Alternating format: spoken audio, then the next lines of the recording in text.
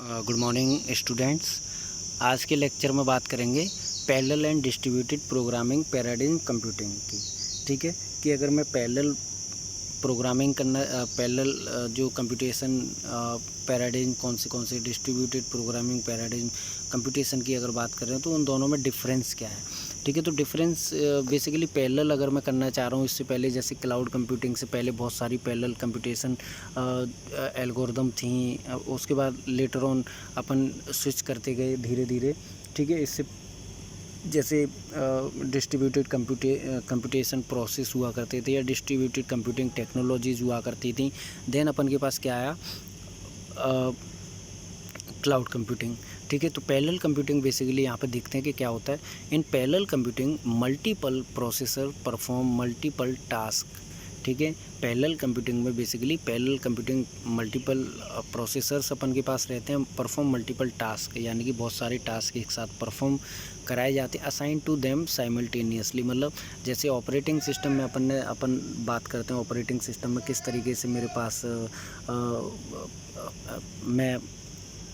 अगर मैं multi programming की बात करूँ, मैं ठीक है सिंगल प्रोग्रामिंग की बात करूँ तो किस तरीके से, जैसे मेरे पास सिंगल एक ऑपरेटिंग सिस्टम है, एक सिंगल ऑपरेटिंग सिस्टम है, एक ही प्रोग्राम है मेरे पास या एक एप्लीकेशन है, मैं उसको डायरेक्ट रन करा दूँगा। अगर मेरे पास दो प्रोग्राम है और मुझे रन कराने तो मैं साइमल्टेनियसली रन नहीं करा पाऊँगा। ठीक है, क्योंकि सिंगल ऑपरेटिंग सिस्टम है। जबकि मल्टी ऑपरेटिंग सिस्टम की अगर बात करें तो मेरे पास बहुत सारे ऑपरेटिंग सिस्टम है और मेरे पास अगर एक साथ मुझे, अब मेरे पास दो एप्लीकेशन है तो मैं एक मशीन पे पहला वाला चला दूंगा, दूसरे मशीन पे या दूसरे ऑपरेटिंग सिस्टम पे मैं दूसरा एप्लीकेशन रन करा दूंगा। तो ये क्या है कि मेरे पास मल्टीपल ऑपरेटिंग सिस्टम थी। जबकि मल्टीपल प्रोग्रामिंग सिस्टम की बात करूँ, मेरे पास बहुत सारे ऑपरेटिंग सिस्टम है और एक साथ मैं कंकरेंट वे में उनको क्या कराना चाह रहा हूँ, एग्जीक्यूट कराना चाह रहा हूँ। ठीक है, तो वही चीज़ यहाँ पे कि in parallel processing computing multiple processor perform multiple task assign to them simultaneously, एक साथ अपन असाइन करते हैं। Memory in parallel system can either be shared और डिस्ट्रीब्यूटेड। जो मेमोरी रहेगी वो बेसिकली शेयर्ड रह सकती है उन चीज़ों के लिए। अगर मान के चलिए कि अगर कोई भी एप्लीकेशन है उसको बीच में आईओ करना है, इनपुट आउटपुट करना है, तो जो मेमोरी रहेगी वो किस फॉर्म में देंगे अपन, either can be given in the form of shared और डिस्ट्रीब्यूटेड। तो parallel computing provides concurrency and save time and money. Basically अगर पैरेलल कंप्यूटेशन की अगर बात करें तो ये क्या प्रोवाइड करा रही, कंकरेंट कंट्रोल रहता है यहाँ पे, या कंकरेंसी अपन को फैसिलिटी दे रही है, एंड सेव टाइम मतलब अपन का ऑब्वियसली अगर मेरे पास अगर बहुत सारी मशीनें, बहुत सारे प्रोग्राम है, अगर मुझे एक साथ में उनको रन करा दूँ तो टाइम भी बचेगा मेरे पास, मनी भी बचेगी। ठीक है, डिस्ट्रीब्यूटेड कंप्यूटिंग की अगर बात करें तो in distributed computing we have multiple autonomous computers. अपन के पास बहुत सारे ऑटोनोमस कंप्यूटर्स हैं which seems to be user as a single system, जो कि अलग तरीके से अपन देख रहे हैं। जैसे कि मेरे पास बहुत सारे सिस्टम हैं। ठीक है, तो seems to be to the user as a single system. ठीक है, in distributed system there is no shared memory and computer communicate with each other through message passing. यहाँ पर डिस्ट्रीब्यूटेड सिस्टम में अपन बात करेंगे तो यहाँ पर कोई भी शेयर्ड मेमोरी नहीं रहती है। जो भी अगर किसी भी तरह का अगर कम्युनिकेशन करना है तो वो मैसेज पासिंग एल्गोरिदम या जो मेरे पास मैकेनिज्म है उसके थ्रू करा जाएगा। In distributed computing a single task is divided among different computer. मेरे पास अगर कोई सिंगल टास्क है तो मैं अलग अलग कंप्यूटर में उसको डिवाइड कर दूंगा टू एग्जीक्यूट। ठीक है, डिफरेंशिएट अगर की बात करें, डिफरेंशिएशन की बात करें between parallel computing and distributed computing, तो आप देख पा रहे होंगे यहाँ पे कुछ मैंने यहाँ पे पॉइंट्स हैं जिनको डिस्कस करेंगे। जैसे पैरेलल कंप्यूटिंग है तो many operations are performed simultaneously. बहुत सारे पैरेलल कंप्यूटिंग में अपन बहुत सारे ऑपरेशंस को साइमल्टेनियसली परफॉर्म कर सकते हैं।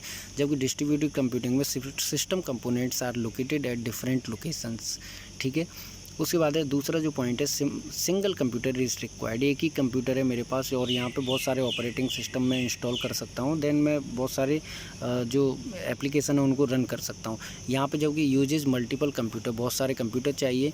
ठीक है, एक ही प्रोग्राम को रन कराने के लिए मैं अलग अलग उसको डिवाइड करके उसको अलग अलग सिस्टम पर भेज दूँगा। ठीक है, नेक्स्ट है multiple processor perform multiple operation. बहुत सारे प्रोसेसर्स रहते हैं और बहुत सारे ऑपरेशंस यहाँ पर परफॉर्म कर सकते हैं। यहाँ पर रहता है डिस्ट्रीब्यूटेड की अगर बात करें तो multiple computer perform multiple operations कर सकते हैं ऑब्वियसली, ठीक है। नेक्स्ट है फोर्थ पॉइंट है इट मे हैव शेयर्ड और डिस्ट्रीब्यूटेड मेमोरी। मेमोरी का अगर रेस्पेक्ट में बात करें तो शेयर्ड हो सकती है, इट मे बी शेयर्ड और डिस्ट्रीब्यूटेड, ठीक है। जबकि अगर डिस्ट्रीब्यूटेड कंप्यूटिंग में बात करें तो it have only distributed memory, distributed form में रहता है। जब भी अगर कोई भी चीज़ अगर शेयर करनी होगी तो वो मैसेज पासिंग एल्गोरिथम या मैकेनिज्म के थ्रू करेंगे अपन, ठीक है। उसके बाद है पांचवा जो पॉइंट है वो है processors communicate with each other through बस कनेक्शन रहता है। जैसे टोपोलॉजीज रहती हैं तो जो प्रोसेस कम्युनिकेशन रहता है वो रहेगा थ्रू बस, जबकि computer communicate with each other through message passing, improve system scalability, fault tolerance and resource sharing capability, ठीक है। इन चीज़ों से अगर मैं ऐसा कर रहा हूँ तो मेरे पास जो फॉल्ट टॉलरेंस है वो बढ़ेगा, इम्प्रूव होगा, सिस्टम स्केलेबिलिटी बढ़ेगी एंड रिसोर्स शेयरिंग कैपेबिलिटीज़ बढ़ेगी। जबकि इधर ऐसा कुछ अपन नहीं कर पा रहे थे, अपन केवल और केवल क्योंकि जो मेमोरी थी वो शेयर्ड हो सकती थी या डिस्ट्रीब्यूटेड फॉर्म में हो सकती है, तो मैं जो जो कम्युनिकेशन रहेगा, प्रोसेसर्स कम्युनिकेशन रहेगा वो थ्रू बस के रहेगा, ठीक है। उसके बाद 6 जो पॉइंट है वो improve the system performance, improve the system performance होता है। जबकि यहाँ पे अगर स्केलेबिलिटी की बात कर रहे हैं या फॉल्ट टॉलरेंस की बात कर रहे हैं या रिसोर्स शेयरिंग कैपेबिलिटीज़ की बात कर रहे हैं, ठीक है। आई होप आप लोगों को ये डिफरेंस समझ में आया होगा। Thank you.